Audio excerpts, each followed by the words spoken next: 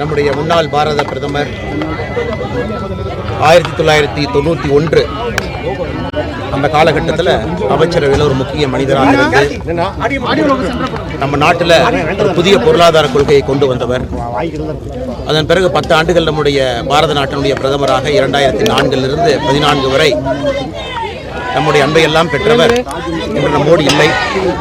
அவருக்கு பாரதிய ஜனதா கட்சியின் சார்பாக ஐயா டாக்டர் மன்மோகன் சிங் அவர்களுக்கு எங்களுடைய ஆழ்ந்த இரங்கல்களை தெரிவித்துக் கொள்கின்றோம். வருகின்ற நாட்களில் எப்பொழுதுமே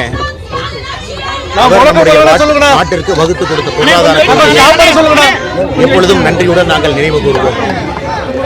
அதே நேரத்தில் அன்பு சொந்தங்களே, நாங்கள் இன்னைக்கு எடுத்திருக்கக்கூடிய அந்த போராட்டம் வருகின்ற காலத்தில் இன்னும் தீவிரப்படுத்தக்கூடிய போராட்டம் என்பது ஏதோ ஒரு தனி மனிதனை சார்ந்தோ ஒரு தனி மனிதனுக்கு ஆட்சியாளர்கள் மீது இருக்கக்கூடிய கோபத்தை காட்டவோ இந்த போராட்டம் கிடையாது. கண்முன்னால் அடுத்த தலைமுறை அழிந்து கொண்டிருப்பதை பார்த்து கொண்டிருக்கின்றோம். கல்வியினுடைய தரம் கீழே வர ஆரம்பித்திருக்கிறது, பொருளாதாரம் பின்தங்க ஆரம்பித்திருக்கிறது. எல்லாவற்றுக்கும் மேலாக அந்த காலத்தில் நம்ம போரில் சொல்லுவோம், ஒரு போராக இருந்தாலும் கூட ஒரு பெண்ணின் மீது கை வைக்கக்கூடாது என்பது நம்முடைய மரபு, இந்த மண்ணினுடைய மரபு.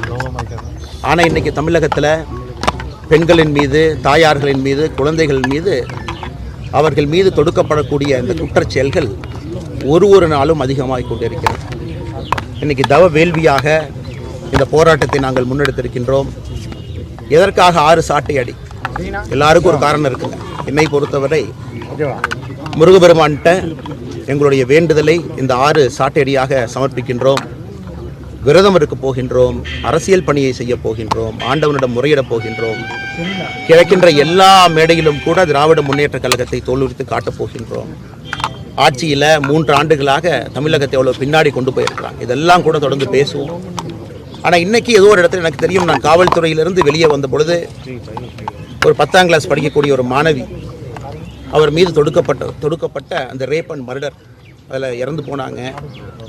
அன்னைக்கு நான் குற்றவாளியை கண்டுபிடித்த பிறகு அந்த சகோதரி அண்ணா பல்கலைக்கழக மாணவி பாலியல் வன்கொடுமை செய்யப்பட்ட அந்த சம்பவத்தை கண்டித்து ஏராளமான கட்சித் தலைவர்கள் போராட்டத்தை அரங்கேற்றிக் கொண்டிருந்தார்கள். தற்காலிகமாக இன்று போராட்டமானது முன்னாள் பிரதமர் மன்மோகன் சிங்கின் மறைவையொட்டி தற்காலிகமாக போராட்டங்கள் அனைத்தும் ஒத்திவைக்கப்பட்ட நிலையில் அண்ணாமலை நேற்றைய தினமே தன்னைத்தானே சவுக்கால் அடித்துக் கொள்ளப் போவதாக தெரிவித்திருந்தார். இன்றைய தினம் தன்னைத்தானே தன்னால் சவுக்கால் அடித்துக் கொண்டிருக்கிறார்.